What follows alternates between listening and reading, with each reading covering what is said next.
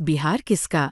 Powered by नोवा शुद्ध देसी घी। जब जब खाए दिल खुश हो जाए, सदियों का नोवा शुद्ध देसी घी, सपना स्वस्थ भारत का। आई लव घी घी घी घी घी। नमस्कार, बिहार तक देख रहे हैं आप और आपके साथ मैं हूं हर्षिता सिंह।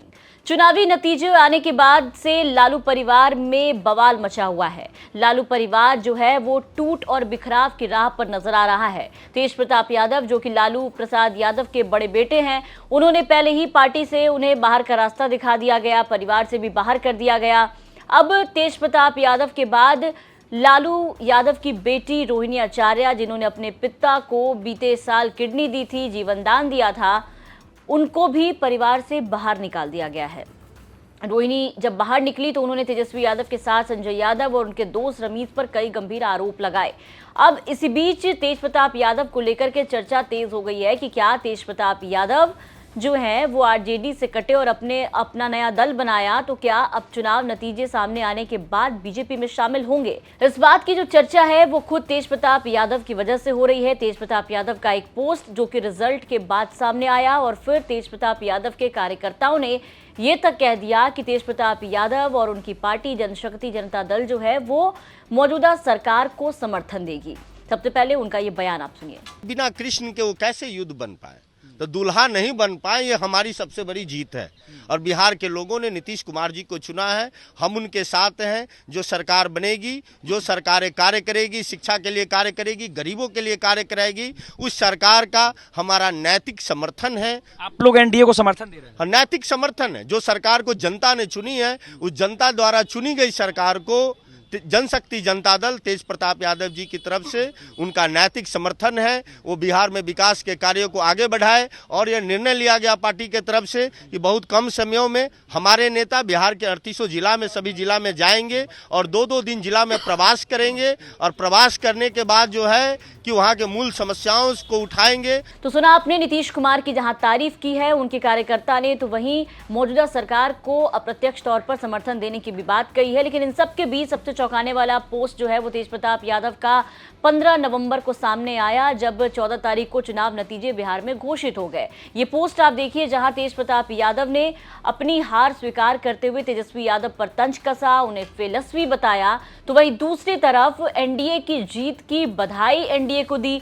प्रधानमंत्री मोदी को कर्मठ प्रधानमंत्री कहा, अमित शाह को चाणक्य बताया, चिराग पासवान की तारीफ की, नीतीश कुमार के राज को सुशासन की सरकार की जीत बताई। इसके अलावा जो 5 दल जो कि एनडीए में शामिल थे उन्हें 5 पांडव बताते हुए कहा कि इन 5 पांडवों ने एकजुटता के साथ जिस तरीके से चुनाव लड़ा, उसी का फलस्वरूप ये परिणाम है कि प्रचंड बहुमत से जो जीत है वो एनडीए की हुई है। प्रचंड बहुमत के साथ एनडीए की सरकार जो है वो बिहार में आई है और इसके लिए सबसे ज्यादा श्रेय तेज प्रताप यादव ने प्रधानमंत्री नरेंद्र मोदी और अमित शाह के साथ साथ नीतीश कुमार को दिया है। अब इस पोस्ट के सामने आने के बाद से ही लगातार इस बात की चर्चा तेज थी कि क्या तेज प्रताप यादव जो है वो बीजेपी में शामिल हो सकते हैं।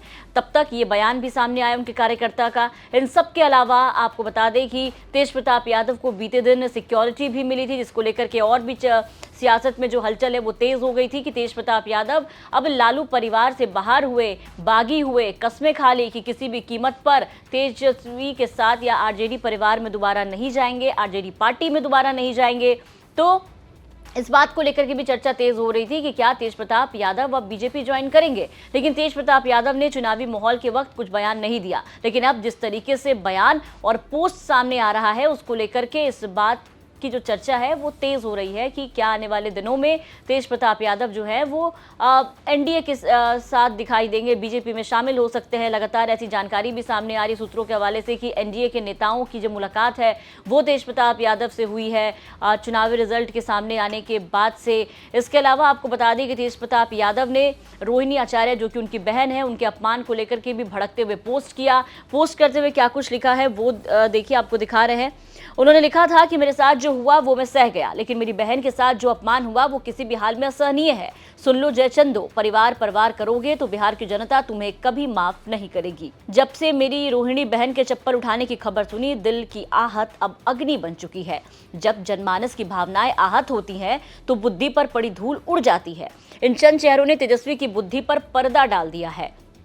इस अन्याय का परिणाम बेहद भयावह होगा। समय का लेखा जोखा बड़ा कठोर है। मैं माननीय आरजेडी के राष्ट्रीय अध्यक्ष और मेरे पिता, मेरे राजनीतिक गुरु श्री लालू प्रसाद जी से आग्रह करता हूं कि पिताजी एक संकेत दीजिए। आपका केवल एक इशारा और बिहार की जनता इन जयचंदों को जमीन में गाड़ देने का काम खुद कर देगी। ये लड़ाई किसी दल की नहीं, परिवार के सम्मान, बेटी की गरिमा और बिहार के स्वाभिमान की लड़ाई है। तेज प्रताप यादव एक बेटा और एक भाई।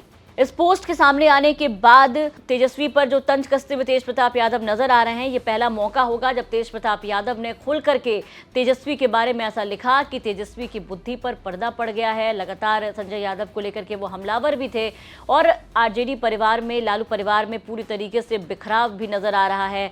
तेज प्रताप यादव से लेकर के रोहिणी के अलावा उनकी 2 बेटियां और लक्ष्मी और रागिनी, दोनों ही जो है वो भी लालू प्रसाद यादव का घर छोड़ चुकी है, मीसा भारती के घर की तरफ बढ़ी हैं। ऐसे में हलचल तेज है कि चुनाव परिणाम जहां आरजेडी के लिए बुरे हुए, तो वहीं इस परिणाम के बाद अब लालू परिवार में अंतरकला भी तेज हो गई है। देखना होगा कि क्या ये बगावत बीजेपी के लिए फायदेमंद साबित होती है, क्या तेज प्रताप यादव जो हैं वो बीजेपी में शामिल होते हैं या फिर लालू प्रसाद यादव आगे आते हैं, इस मामले में एक्शन लेते हैं, मंथन करते हैं, पार्टी और परिवार दोनों को जोड़ने का काम करते हैं।